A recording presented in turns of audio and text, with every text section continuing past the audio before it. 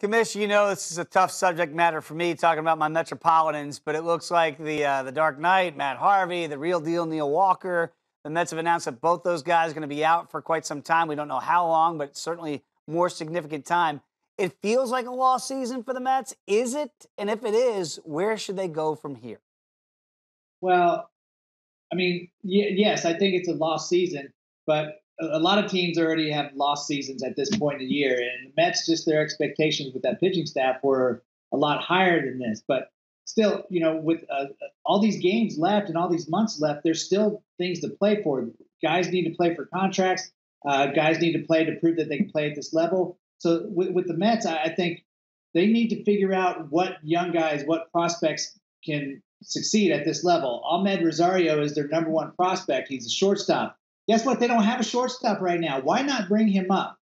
Bring him up. He's hitting 333 down in AAA. He's already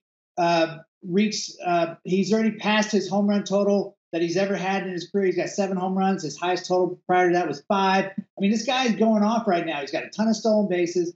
Why not bring him up to maybe light a spark into this offense? And if it doesn't, guess what? He's maturing at the big league level. Secondly, sorry, I'm just ranting right here. Secondly, they need to really figure out what their minor league system is doing and who's running the minor league system, because all these pitchers are getting hurt up here, Saucy. Like, all these young phenoms are all of a sudden hurt now. And it starts with how you bring them up in the minor league system. There should be no reason that all of these guys are hurt right now except Jacob deGrom. I totally could not agree more with you. Commish, if you're a Metropolitan fan or certainly in the front office, do you look at Lucas Duda and Jay Bruce and say, hey, these guys have actually upped their trade value? Couldn't even move Jay Bruce in the offseason. Would you consider moving those guys if it is, in fact, a lost year?